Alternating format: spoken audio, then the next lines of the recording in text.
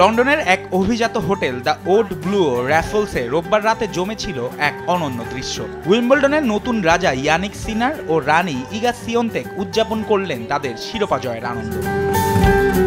উইম্বলডনের নতুন রাজা ও রানীকে একসঙ্গে নাচতে দেখে প্রাণবন্ত হয়ে ওঠে চ্যাম্পিয়ন্স ডিনার। কোর্টের লড়াই শেষে এবার মঞ্চে তারা উদযাপন করলেন আবেগে এক ভরপুর রাত।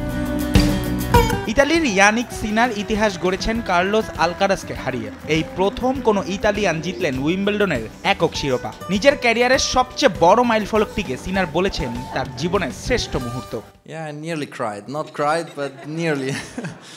আমি প্রায় কেঁদেই ফেলেছিলাম। আমি সবসময় বলি উইম্বলডনই আসল টুর্নামেন্ট। এই কোর্টে হাঁটার মুহূর্তটা থেকেই বোঝা যায় এটা কতটা বিশেষ।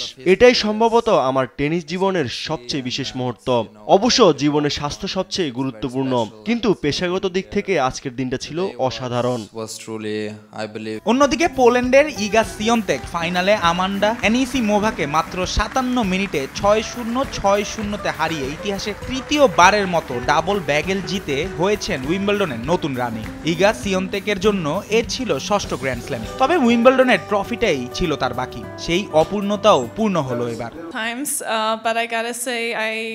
মাঝে মাঝে মনে হয় হ্যাঁ আমি বুঝে গেছি, কিন্তু সত্যি বলতে এখনো পুরোপুরি মানিয়ে নিতে পারিনি। আমি তো কখনো স্বপ্নেও ভাবিনি উইম্বলডন জিতবো।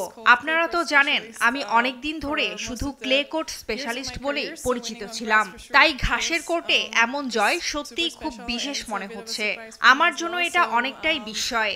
এখন কিছুদিন আমি এটা উপভোগ করব, উদযাপন করব, আর পুরো ব্যাপারটা আস্তে আস্তে গায়ে মাখবো। ট্রফির ঝলক আর স্ট্রিং কুড়িয়েও তাদের পায়ে আজ কোনো ক্লান্তি নেই। সঙ্গীতের তালে তালে একই ফ্রেমে নাচলেন বর্তমান টেনিসের দুই মহারথী, একই আঙিনায় একই অর্জনের উল্লাসে। জুবায়ের নূর, স্পোর্টস ডেস্ক, দেশ টিভি।